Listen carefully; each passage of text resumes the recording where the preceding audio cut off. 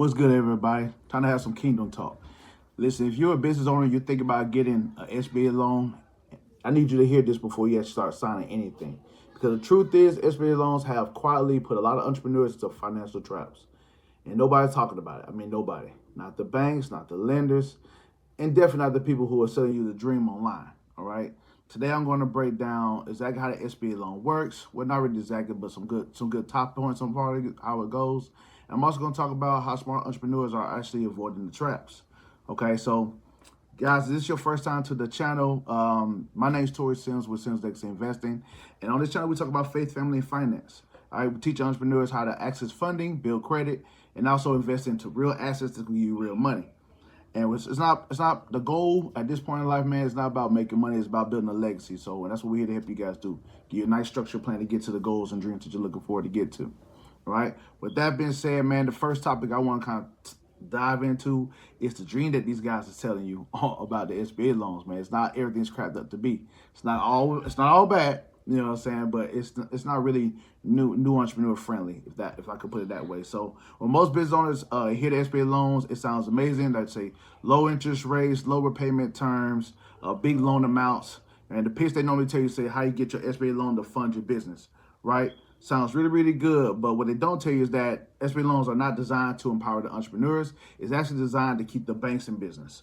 Okay, so let me explain for a second. Like the first trap they got is the personal guarantee trap. All right, you cannot get the SBA loan unless your business only, EIN only. Nah, it's not happening. Okay, you gotta use your personal guarantee. You gotta use your personal credit to guarantee it, right? And they do that so that if something goes wrong, if the deal falls flat and you didn't handle your side of the business, they come after you personally. Okay, and that's a big thing to consider because you don't want them coming after you personally. You don't want them coming after your house, right? Coming after your personal credit, your personal assets, things that you own, make you sell things that you own, just so you can kind of put the debt, you know what I'm saying, pay the debt off as much as you can or file for bankruptcy, right? So that's something to really look into, right? So a lot of entrepreneurs, what they look for when it comes to that is they thinking they're gonna get actual business funding from the SBA loan, but in reality, it's a personal risk disguised in business funding. So make sure you watch out for that trap, okay? The next thing I want to talk about is the time, right? It takes up a whole lot of your time, right? So the SBA loans, they got an approval rate of about 60 to 120 days, right? For you to get approved, sometimes even longer. And just think about that, 60 to 120 days, it's like 2 to 4 months. You waiting just to see if you get approved, right? A lot of investors or people who are in business, the deadline's, just gone. You know what I'm saying? The window of opportunity is pretty much gone at that point, right? So you either got to plan super far ahead, right, before that deadline come in, or you got to go different other routes that you can take to kind of get the capital to start you up and hold you over until the SBA loan get approved, okay? So that's something to be mindful for, right? Because business owners, they need capital now.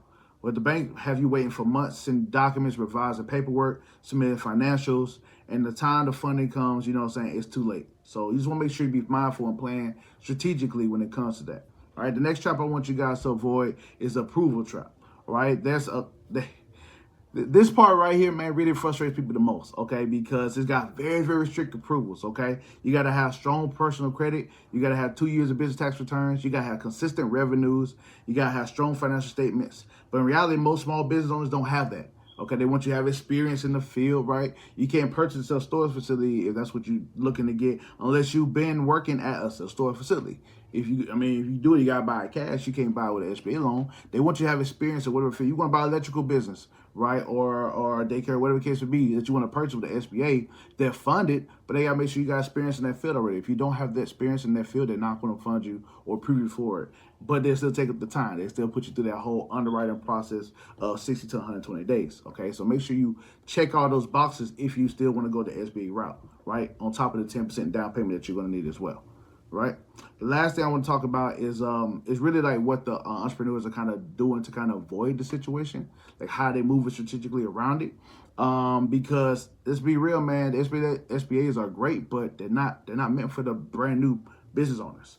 Okay, because you don't have experience in it so far, right? And it requires all the financial that you need to get approved for it, right? So most entrepreneurs, they got different ways of how they're gonna get their funding, right? They're gonna use business credit, they're gonna use credit lines, They're gonna use strategic funding structures. They're gonna leverage their LLC properly, right, to get maybe like working capital or equipment loans and stuff like that. Those lawyers, they're kind of going around it, right?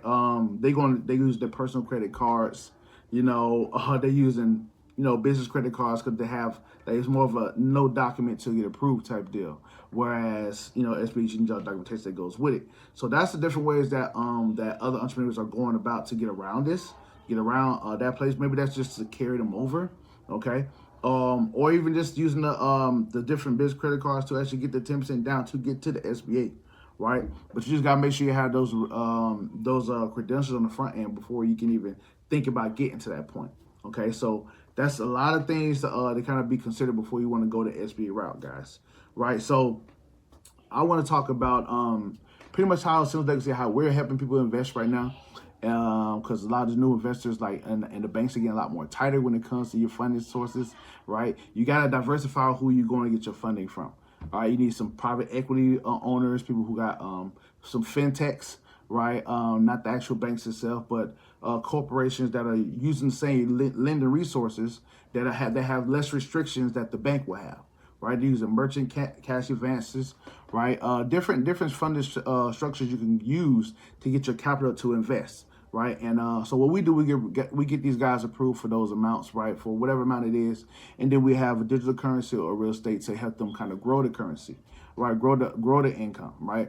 Grow the income from that point, and when you generate that cash flow, now you use it to invest into your business, right? Because the truth of the matter is, you guys got to have a really strong credit report, and you need to make sure that you have the experience to go with it. Right now, we help you build your report up the right way. Right, we get it clean, we get you to the 800 range, and then we make the report nice and thick. We get multiple accounts that are in positive standing. We get trade lines, primaries, as well as authorized users, trade lines, to make sure you can stand out your credibility, so you look that much more appealing to the banks. And then we get you approved business credit cards that you can use to flip it with the digital currency we have or the real estate that we have lined up for you guys, the deals that we find, so that you can get some extra income and then use that towards your business asset that you want to get off the ground. But sometimes you gotta have a strategic plan of action, because just going the traditional SBA route, it's not really working for people, and they're not talking about it, and they're putting the dream out there. People are paying for courses for it to learn about it. You know what I'm saying? Going to the banks and asking about it, the relationship managers, and talking about it, but none of them get approved for it. So you have to make sure you're structured properly and got your ducks in a row, so that you will not get the denial point. You can actually get things handled. So with that being said, guys, man, I hope this was a lot of value to you. Once again, my name is Tori Sims with Sales Legacy Investing, and we're here to help you guys grow and build different more assets for yourself. Right? Make sure you like, follow, and subscribe, and we're here to help you guys get to the next level. Peace.